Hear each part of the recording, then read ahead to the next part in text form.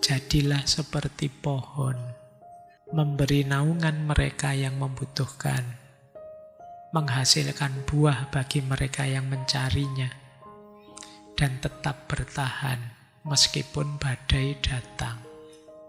Ini rumusnya orang hidup manfaat. Ini sebenarnya mengingatkan kita, tasawuf tadi itu kan perjalanan spiritual untuk membuat kita dekat dengan Allah. Tapi mari kita sadari, kedekatan kita dengan Allah itu belum tahapan final. Tahapan finalnya adalah kemanfaatan kita pada sesama.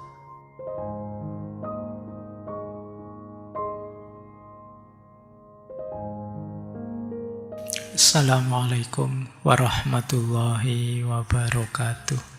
Bismillah, mari kita lanjutkan ngaji kita. Oke, baik, kita lanjutkan. Sudah 4, sekarang 5. Ini yang kontroversial. Wahdatul wujud, yang hampir di semua tokoh neo-sufisme yang kita bahas kemarin, pandangan ini dikritik oleh Syekh Nursi dan kawan-kawan. Menurut beliau begini, paham wahdatul wujud yang berisi wahdatus syuhud ini dianggap aliran sufi yang penting. Banyak sufi yang anggap ini level tertinggi. Maksud dari wahdatul wujud adalah membatasi penglihatan pada keberadaan wajibul wujud, Allah saja. Sementara seluruh makhluk hanya bayangan semu dan ilusi yang tidak layak disebut bila dibandingkan dengan eksistensi zat yang wajib ada, yaitu Allah. Jadi wahdatul wujud itu kan semua wujud ini sifatnya ilusif saja. Wujud yang hakiki sebenarnya yang wajibul wujud hanya Allah saja. Menurut Syekh Nursi begini, aliran ini menurut beliau ya bukan tingkatan yang paling tinggi dan paling mulia. Meski bisa saja dia punya ketinggian, tetapi memiliki kekurangan dalam ketinggiannya itu. Bisa saja dia memiliki rasa manis namun mengandung bahaya. Karena melihat wujud lahiriahnya yang manis, mereka yang sudah masuk ke dalamnya tidak mau keluar. Karena rasa bangga, mereka merasa berada di tingkatan paling tinggi. Jadi kan aliran-aliran ini, aliran yang nanti ada khulul, ada ittihad, dan lain sebagainya, kan dianggap puncaknya. Menurut Syekh Nursi, orang yang merasa sampai di sini itu merasa sudah levelnya paling tinggi. Sehingga tidak mau lagi mempertimbangkan yang lain-lain. Kadang-kadang ini membahayakan, kata Syekh. Nanti diuraikan kritik-kritik beliau. Tapi menurut beliau, aliran ini hanya tepat untuk kalangan khawasul khawas saat berada dalam kondisi ekstase. Untuk mereka yang sudah lepas dari dunia materi. Dan untuk mereka yang telah memutuskan hubungan dengan segala sesuatu selain Allah. Itulah kenapa kalau teman-teman baca cerita-cerita tasawuf itu, untuk materi-materi level tinggi, mursyid tidak menyampaikan secara umum seperti pengajian seperti ini. Kenapa? Takutnya orangnya belum level, belum makom, tidak nyampe. Nanti disalahpahami. Itu kan ada cerita dulu misalnya ketika Sunan Bonang mengajari Sunan Kalijogo terus ke tengah sungai, ke tengah laut biar nggak kedengaran orang, pokoknya nyepi. Kenapa? Ini sebenarnya simbolisme bahwa ini materi ini tidak bisa didengarkan sembarangan orang. Kalau didengarkan, bukan berarti ini materi sakral yang gimana, cuma perlu level tertentu untuk memahaminya. Bukan kok, Pak kan kasihan Pak, orang biasa-biasa itu tidak dapat materi-materi kelas tinggi, kan ada yang alasannya begitu. Ini bukan urusan kasihan tidak kasihan, tapi belum levelnya. Ya kalau dianalogikan, anak TK misalnya kan beda materinya dengan anak perguruan tinggi. Kalau dipaksakan juga, ya khawatirnya disalah pahami. Saya kapan itu membaca, saya tidak tahu validnya gimana ya, tentang Syekh Siti Jenar yang banyak murid-muridnya salah paham. Misalnya tentang mati sakjroning urip. Itu kan seperti minggu lalu, mati sakjroning urip itu mematikan hawa nafsu sehingga hidup fokus pada Allah saja, tidak disibukkan oleh hal duniawi. Tapi orang-orang yang levelnya belum nyampe dianggapnya berarti dalam hidup ini mati itu lebih utama daripada hidup. Sampai kemudian ada yang melakukan aktivitas-aktivitas yang menantang maut. Sampai ada yang begal, ada yang ditangkap, dipukuli wong kampung, tidak apa-apa mati. Itu kan memang lebih utama. Ini terus bisa jadi kesalahpahaman karena belum levelnya. Makanya menurut Syekh Nursi, tidak mungkin wahdatul wujud sampai level tertentu ya ada benarnya sih. Karena memang satu-satunya wujud yang wajib ada itu Allah. Tapi ini untuk khawasul khawas. Orang yang levelnya sudah nyampe. Dan kita juga tidak harus kemudian merasa kecil, Pak. Kalau saya belum khawasul khawas berarti saya tidak nyampe sana, Pak. Ini sebenarnya hubungannya dengan cara mendekat pada Allah.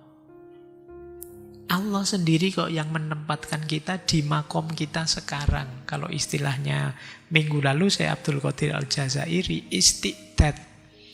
Istiqdad kita memang di makom ini sekarang. Maka yuk ayo mendekat pada Allah di makom kita. Sama-sama bisa kok.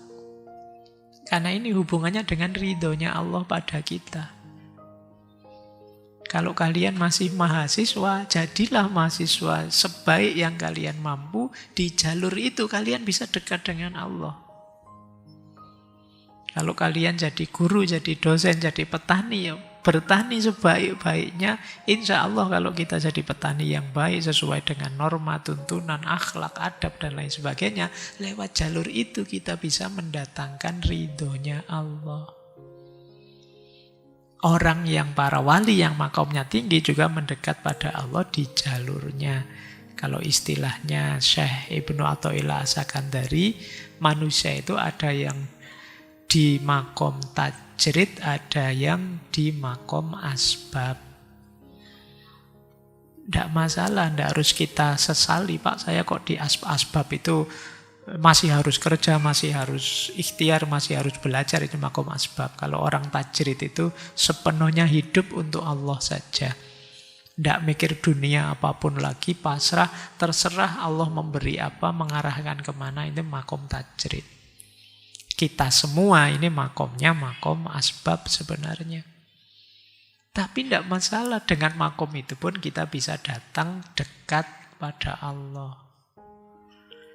Yang rumit itu kalau orang di makom asbab gayanya kayak tajrid. Muatir wong yo wong biasa gayanya kayak wali. Nah itu menyusahkan, bisa menyesatkan orang. Nanti dikit-dikit hati-hati kena keramatku loh ya.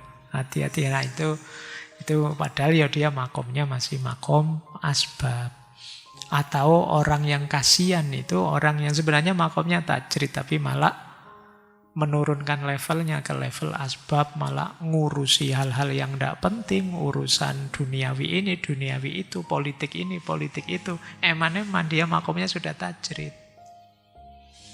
Nah, setiap orang ada makomnya. Ini yang oleh Syekh Abdul Qadir Al-Jazairi minggu lalu ada istiqdatnya. Jalan saja di makom kita. Insya Allah kalau kita memang jalannya benar, baik, akan mendapat ridhonya Allah. Ridho Allah ini kan yang kita semua mencarinya. Apakah lewat jalur asbab atau lewat jalur tajrid. Nah, menurut Syekh Nursi, ini beberapa ya, ini detailnya kritik beliau terhadap wahdatul wujud. Konsep wahdatul wujud itu sering membuat orang salah paham sehingga mengaburkan batas antara kholik dan makhluk. Orang yang tidak dalam bisa terjatuh namanya panteisme. Panteisme itu menganggap segala sesuatu Tuhan. Kan sering kita bilang, kita ini cerminan Tuhan, kita ini tajallinya Tuhan, dan lain sebagainya. Itu kalau tanpa pemahaman yang pas akan membuat kita terjatuh pada panteistik. Nah, ini makanya perlu level tertentu, penjelasan tertentu yang pas. Nanti jangan-jangan terus, nyembah pohon, nyembah sungai, nyembah apa, karena dianggap di baliknya ada Tuhan. Bisa jadi ke sana. Jangan-jangan nyembah kopi juga. Bismillah. Oke ya. Jadi terjatuh ke sini karena penjelasannya tidak pas. Karena itu tadi makanya perlu penjelasan dan level yang sesuai. Orang-orang umum menurut Syekh Nursi sulit salah paham, sulit untuk paham karena ini wawasannya dalam. Termasuk beliau ya di Risalah An-Nur itu di Maktubat menyebut. Bayangkan misalnya kalau orang nganggep, rukun iman itu selain yang Allah ilusi saja. Karena yang hakiki itu hanya Allah saja. Jadi malaikat, Al-Quran, nabi-nabi itu sebenarnya bukan wujud yang sejati. Karena itu terus salah paham. Berarti saya tidak mengikuti Al-Quran, tidak apa-apa, kan itu ilusi saja. Yang sejati kan hanya Allah saja. Saya nggak mengikuti nabi, tidak apa-apa. Wong nabi itu kan juga cuma bayangannya Allah saja, bayangan wujud yang asli. Nanti bisa ke sana kalau orang pikirannya tidak nyampe. Apalagi kemudian orang jadi fatalistik. Berarti segalanya itu Allah saja. Bahkan bisa menurut Syekh Nursi, orang justru jadi materialistik. Kenapa? Karena nganggap materi itu juga kan adalah wujud yang pancarannya Allah. Jadi kalau ada orang ngeritik, kamu jangan mendewakan harta, jangan mencintai. Harta itu adalah bagian dari tajallinya Allah. Makanya saya cintai juga misalnya. Bisa jadi begitu kalau ditarik-tarik kemana-mana faham wahdatul wujud ini. Makanya menurut beliau sudahlah ya, sesuaikan level kita masing-masing saja. Karena bahaya kalau levelnya tidak nyampe. Nanti ada yang bilang seperti kalau di tasawuf itu kan ada Al-Hallaj, ada Ibnu Arabi, yang konsep-konsepnya kadang-kadang bisa mengundang kita salah paham. Karena itu, yuk dibatasi untuk khawas dan khawasul khawas saja. Bukan berarti ini salah terus tidak boleh, tapi syarat dan ketentuan berlaku. Ada tanda bintangnya. Baik, lanjut. Ini masih ke-6. Yang ke-6, kalau ini tidak panjang ya, penjelasannya simpel. Di catatan ke-6 ada 3 poin. Yang pertama, mengikuti sunnah Nabi merupakan jalan paling indah dan paling terang untuk sampai pada derajat kewalian. Persis sama dengan kemarin Fazlur Rahman, Syekh Abdul Qadir Al-Jazairi, dan yang lain-lain. Ikuti saja sunnah Nabi. Wong Nabi juga seorang yang sangat zuhud, sangat abid. Semua kualifikasi sufi itu beliau memilikinya. Maka jalan paling aman ya mengikuti Rasulullah saja. Mengikuti Nabi. Yang kedua, pastikan para sufi ikhlas. Karena keikhlasan merupakan asas utama untuk meniti jalan kewalian dan torekot. Tanpa ada dasar keikhlasan, berarti masih ada pamrih.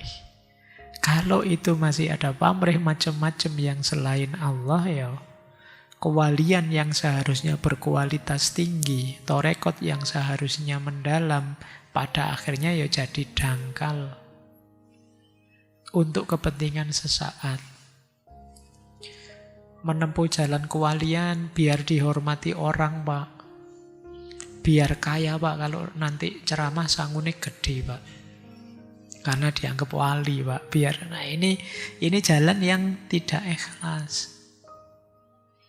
Jadi bekalnya wali dan torekot itu ikhlas. Bahkan juga tidak sekedar pelarian. Mungkin banyak orang-orang yang ke dunia tasawuf hanya sebagai pelarian. Kalau diawali pelarian dalam tanda petik, ya diawali itu saya mendapatkan bertubi-tubi masalah, maka kemudian saya ingin mendekat pada Allah, itu tidak masalah. Tapi kalau hanya sekedar pelarian, itu berarti kalau sudah tidak sumpek lagi, tidak susah lagi, tenang, itu sudah meninggalkan semua amal-amal baiknya. Sama kayak kalian kalau sedang mau ujian, sedang ada masalah apa, itu kan terus ibadahmu jadi serius. Ya poso Senin Kemis lah, ya sholat malam lah kan gitu. Tapi begitu pengumuman lulus, nah, susut sudah. Biasanya begitu. Kayak dulu waktu mau ujian nasional, itu kan bapaknya, ibunya diundang ke sekolahan. Istighosah bersama, tahlil bersama, kan gitu itu ada gitu. Karena besok ini anaknya mau ujian. Nah, ini namanya hanya sebagai pelarian sementara. Pamrihnya masih banyak. Dasarnya tasawuf harus keikhlasan. Yang ketiga, seorang sufi harus memposisikan dunia sebagai ladang amal, tempatnya hikmah, arena untuk melakukan kebaikan, mazro'atul akhirah, bukan tempat untuk mendapatkan balasan dan ganjaran. Jadi kalau menempuh jalan sufi kok menunggu balasan di dunia, biar saya kaya, Pak, biar saya tenang, Pak, biar saya... Ini berarti pamrih duniawi, masih belum ikhlas. Jadi dunia harus dijadikan, dianggap sebagai ladang amal, tempatnya hikmah. Baik, saya lanjutkan. Ini, karena nanti yang ke-8 dan ke-9 panjang. Yang ke-7 sekarang. Yang ke-7 ini pesan tentang syariat harus masuk dalam hakikat, demikian juga sebaliknya.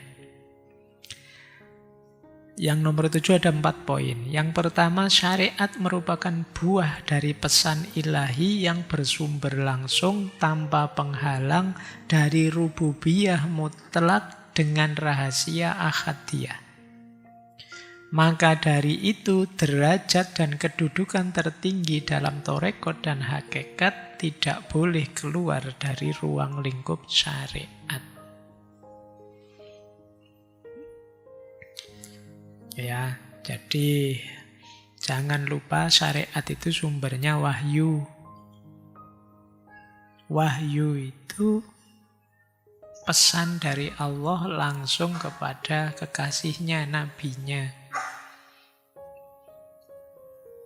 Sebagaimana para sufi ketika mendapat ilham dari Allah. Cuma kan sufi dan nabi kan levelnya beda. Jadi jangan hanya menganggap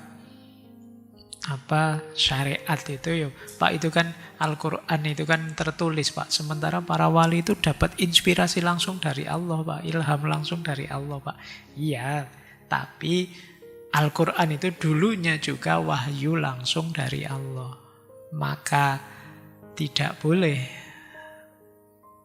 misalnya para wali ini mengeluarkan fatwa yang nabrak syariat. Jadi karena ya sumbernya sama-sama Allah. Jalannya ya sama-sama jalan batin. Yang satu wahyu, yang satu ilham. Tapi kan levelnya beda. Antara nabi dan wali. Oleh karena itu, bahkan seperti Syekh Abdul Qadir Jailani itu satu ketika sholat malam terus ada suara, "Wahai Abdul Qadir, ibadahmu sudah luar biasa, engkau sudah diterima. Mulai besok sudah bisa santai, tidak perlu ibadah lagi." Itu dia tahu, tidak mungkin ada ilham dari Allah kok nyuruh libur ibadah itu. Kenapa? Nabrak syariat. Yang ini diwahyukan pada Nabi. Ya. Baik, itu yang pertama. Yang kedua, torekot dan hakikat tidak boleh berubah posisinya dari sarana menjadi tujuan. Jadi syariat, torekot, hakikat ini tiga-tiganya sebenarnya ya media, sarana, bukan tujuan. Jika keduanya menjadi tujuan, maka amal-amal dan adab-adab sunnah Nabi akan terbatasi, sehingga tidak lagi menjadi perhatian utama seorang salih. Ia akan bersifat formalitas, karena hati sang salik sibuk dengan adab-adab dan ritual torekot.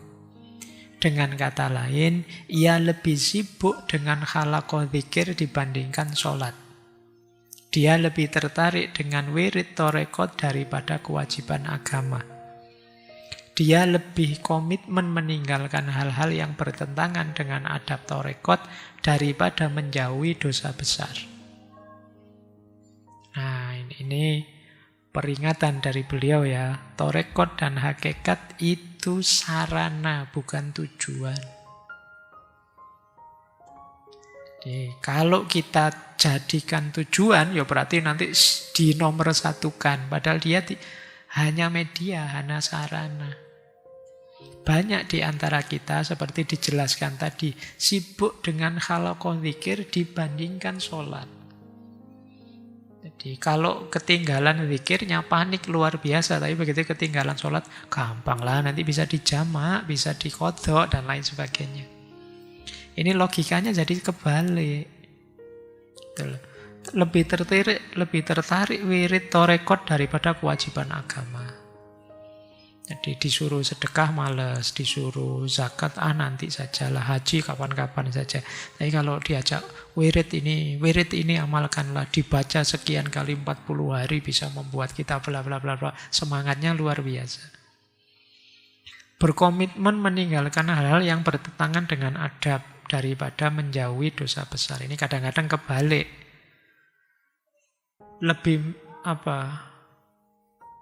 Orang lebih milih korupsi apa cium tangan pada mursyidnya misalnya. Ketika lupa cium tangan pada mursyidnya, paniknya luar biasa. Tapi melakukan korupsi, tenang saja, kebalik. Lebih mengutamakan adab torekot daripada menjauhi dosa besar. Bukan berarti cium tangan itu salah, tapi lagi-lagi kita harus sadar mana priority, mana yang lebih prioritas, yang wajib mana, yang sunnah mana, yang mubah mana, yang makruh mana, yang haram mana. Kita harus tahu. Kadang-kadang banyak amalan-amalan sunnah yang kita utamakan sampai wajibnya terlewat. Itu sama kayak waktu Ramadan dulu loh ya. Buka bersama, semangat sekali, tapi terus waktunya sholat maghrib bubar semua, tidak ada yang sholat. Misalnya. Ini kewalik. Terus yang ketiga, ini bentuknya pertanyaan. Apa mungkin ada torekot yang berada di luar koridor sunnah dan hukum syariat? Jawabannya ya dan tidak. Dikatakan ya karena terdapat para wali yang dihukum mati dengan pedang syariat. Dikatakan tidak, sebab para wali yang lurus telah bersepakat dengan kaidah yang disebutkan oleh Syekh Sa'di As-Syirazi dalam syairnya yang bermakna mustahil seseorang akan sampai pada kebenaran hakiki di luar jalan yang telah digariskan oleh Rasulullah dan tanpa mengikuti sunnahnya. Jadi kalau ada yang tanya, apa ada tarekat yang di luar sunnah dan hukum syariat? Jawabannya ya dan tidak. Kenapa ya? Faktanya memang ada. Orang yang dianggap wali kemudian dihukum karena nabrak syariat. Faktanya ada begitu. Tapi harusnya tidak. Kenapa? Karena kalau dia benar wali, harusnya tidak meninggalkan syariat. Jadi jawabannya ya dan tidak. Ya melihat faktanya, tidak melihat idealnya.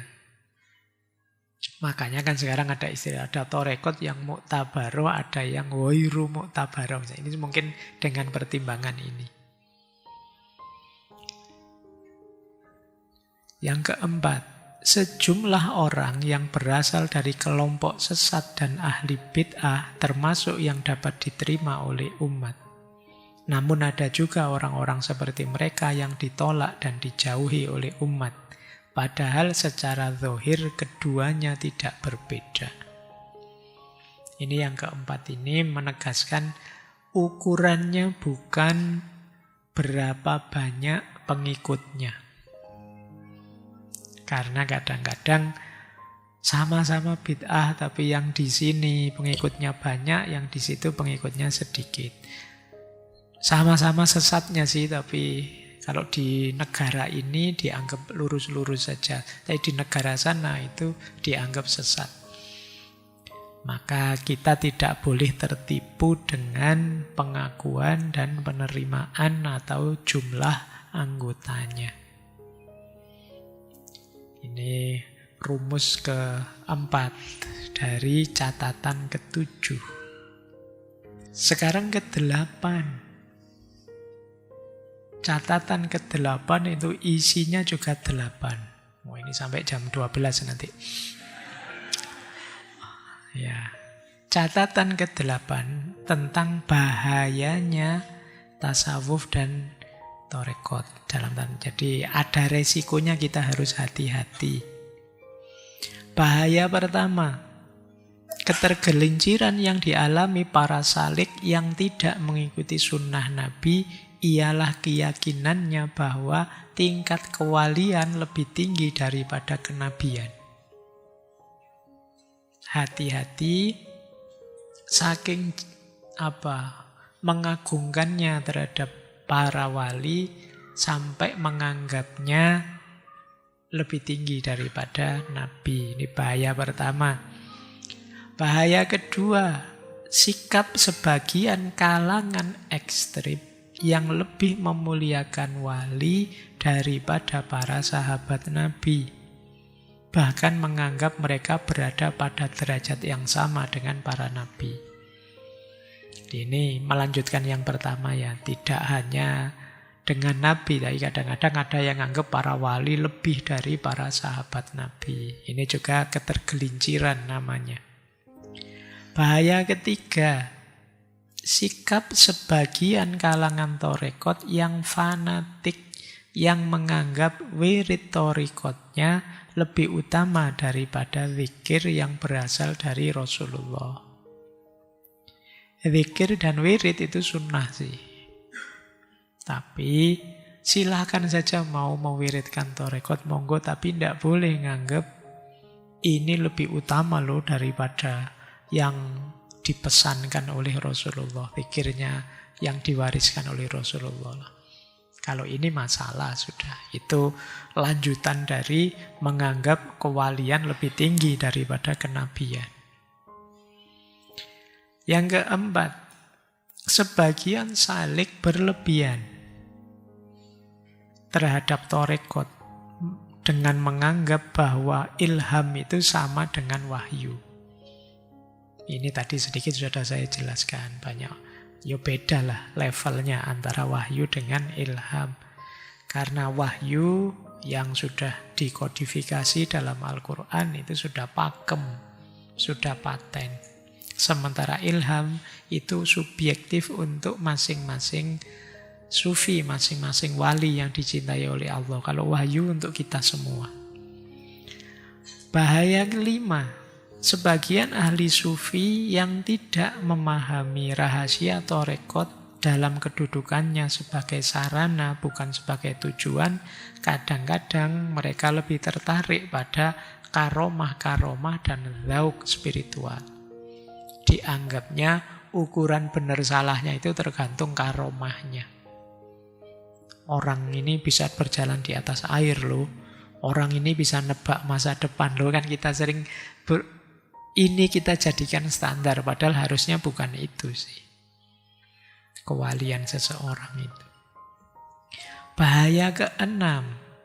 Sebagian salik yang bukan ahli hakikat seringkali terjerumus dalam jurang bahaya dengan menganggap bayangan dari sejumlah tingkat kewalian dan miniaturnya sebagai tingkatan hakiki, universal, dan asli. Ini biasanya yang keenam ini ketertipuan ketika kita mengidentifikasi diri kita ada di level mana. Pak, saya sekarang sudah ada di makom sabar, Pak. Padahal mungkin kita belum sabar beneran.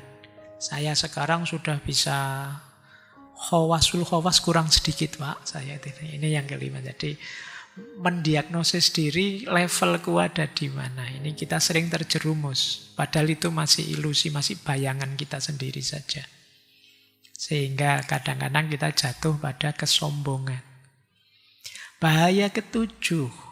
Sebagian para pecinta dan perindu dari kalangan pengikut tarekat seringkali terjerumus di saat mereka menunjukkan kebanggaan, membuat pengakuan, menyebarkan syatohat, dan mengharap penghargaan orang, serta menjadi rujukan agama. Ini sombong, merasa tinggi, merasa besar, cerita-cerita betapa hebatnya aku, betapa dahsyatnya guruku, ini di antara ketergelinciran. Bahaya ke-8, sekelompok pengikut tarekat yang tergesa-gesa dan ingin meraih keuntungan pribadi sehingga terjerumus karena ingin mendapat hasil dari kedudukan kewaliannya di dunia, bukan di akhirat. Ingin dihargai, ingin dihormati, ingin diposisikan tinggi. Ini bahaya ke-8. Karena merasa dirinya sudah wali. Ini bahaya ke-8. Hati-hati, nanti bisa dibaca ulang ya. 8 bahaya ini. Yang ke-9. Catatan ke-9, jumlahnya juga 9. Panjang ya. Nah, ini saya baca saja. Ini sebagian besar sudah kita jelaskan di depan. Kalau tadi bahayanya, sekarang manfaatnya tasawuf. Bahaya berarti kita harus hati-hati, jangan tergelincir ke sana. Manfaat, ayo kita optimalkan manfaatnya. Manfaat pertama, tersingkapnya hakikat keimanan secara jelas. Sehingga sampai tingkat ainul yakin. Jadi ini mengalami langsung, membuktikan langsung kedalaman agama, hakikatnya keimanan. Ini manfaatnya kita tasawuf. Tidak sekedar pengetahuan yang dangkal atau pengamalan yang dangkal. Manfaat kedua, menjadi manusia yang hakiki, manusia yang sejati. Kenapa? Karena dalam tasawuf semua perangkat jiwa kita arahkan kepada Allah. Dan ini kan tujuan kita dihadirkan ke muka bumi. Tujuan penciptaan kita. Jadi kalau kita ingin memenuhi amanatnya Allah, segala tugas yang diberikan oleh Allah ya antara lain bisa kita wujudkan lewat jalur tasawuf. Di situ kita jadi manusia sejati yang orientasi hidupnya adalah Allah saja. Manfaat ketiga, selamat dari kesepian dan kesendirian dalam perjalanan spiritual, serta mendapat ketenangan maknawi dalam perjalanan menuju barzah dan akhirat. Jadi kalau kita ikut tarekat, ada teman perjalanan spiritual. Dan juga mendapatkan ketenangan dalam perjalanan menuju akhirat. Karena tadi bahkan zikir saja bisa membuat kita tenang. Lanjut, manfaat keempat, membebaskan diri kita dari kegelisahan hidup dan juga pedihnya keterasingan duniawi. Ini membuat kita lebih tenang. Manfaat kelima, merasakan berbagai hakikat halus yang tersembunyi dalam setiap kewajiban syariat. Ini kita beribadah, beramal syariat tidak hanya lahiriah, tapi kita rasakan secara lebih dalam sampai level hakikat. Sehingga kita bisa menikmati syariat, tidak sekedar menjalankan syariat. Dengan bisa menikmatinya tentu saja kita bisa lebih mantap, lebih fokus. Manfaat keenam, dengan tasawuf kita bisa sampai pada makom tawakal, ridho, dan pasrah kepada Allah. Ini hal yang sulit. Biasanya kita itu dengan akal kita sulit sekali untuk ridho. Kita sering mengeluh, kita sering minta ini, minta itu, serba tidak puas. Tapi tasawuf mengajarkan kita untuk sampai ke makom ridho dan tawakal. Manfaat ketujuh, membersihkan hati, selamat dari syirik, samar, riya, tergesa-gesa, dan lain sebagainya. Manfaat kedelapan, membuat hidup ini sepenuhnya bernilai ibadah. Karena rutinitas seorang sufi itu rutinitas yang senantiasa sadar diawasi oleh Allah. Apapun yang dilakukan, kesadaran ilahiyahnya muncul. Maka setiap aktivitasnya jadi bernilai ibadah. Manfaat kesembilan, membawa seseorang pada derajat insan kamil. Manusia yang utuh, yang teroptimalisasi lahirnya, emosinya, dan rohaninya. Jadi, membuat kita jadi manusia yang sejati dan utuh. Itu yang insan kamil. Konsepnya banyak dibahas di ulama-ulama yang kita bahas bulan ini. Apa itu insan kamil versi neo-sufisme. Ada quotes yang menarik yang tadi saya ambil sebelum ke sini. Beliau menasehati kita, jadilah seperti pohon, memberi naungan mereka yang membutuhkan, menghasilkan buah bagi mereka yang mencarinya, dan tetap bertahan meskipun badai datang. Ini rumusnya orang hidup manfaat. Ini sebenarnya mengingatkan kita, tasawuf tadi itu kan perjalanan spiritual untuk membuat kita dekat dengan Allah. Tapi mari kita sadari kedekatan kita dengan Allah itu belum tahapan final. Tahapan finalnya adalah kemanfaatan kita pada sesama. Sebagaimana Rasulullah, beliau mendekat pada Allah bahkan sampai Mi'raj, yang di sana bertemu langsung dengan Allah min wara'il hijab. Ini mungkin kalau yang dalam bahasa para sufi ya, wahdatus syuhud lah, apa kesatuan dan lain sebagainya kan sudah berhadapan-hadapan. Tapi terus Rasulullah kan kembali lagi ke bumi, berdakwah lagi, mengajak lagi pada kebaikan, mendampingi, mendidik umatnya. Jadi perjalanan terakhirnya bukan perjalanan yang berakhir di dekat dengan Allah, tapi pada kemanfaatan, pada sesama. Ini yang kadang-kadang sering dilupakan para penempuh jalan batin. Dianggapnya ketentraman batin, ketenangan batin, kedekatan dengan Tuhan itu tahap final. Padahal masih belum. Apa gunanya kita berkualitas tinggi kalau tidak bermanfaat pada sesama orang-orang sekeliling kita? Karena amanat Allah untuk kita itu tidak hanya sebagai hambanya, kita juga khalifahnya. Kita diberi amanat untuk memakmurkan bumi, mengelola bumi ini sebaik yang kita mampu. Yang dilakukan para sufi dengan mendekat sedekat mungkin pada Allah, ya memang itu amanat ubudiyah, kehambaan. Tidak salah, sudah benar. Tapi tidak boleh berhenti di situ. Harus lanjut ke amanat kekhalifahan. Maka jadilah seperti pohon yang memberikan mereka naungannya yang membutuhkan, hasilkan buah bagi yang mencarinya dan tetap bertahan meskipun badai datang. Ini juga menarik. Sumbernya kekacauan sosial. Asal mula semua revolusi dan korupsi dan dorongan serta sumber semua moralitas rendah hanya 2 kalimat.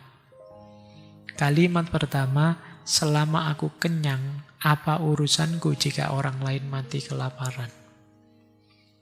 Kalimat kedua, kalian menderitalah kesusahan agar aku dapat hidup enak. Kalian bekerjalah agar aku dapat makan.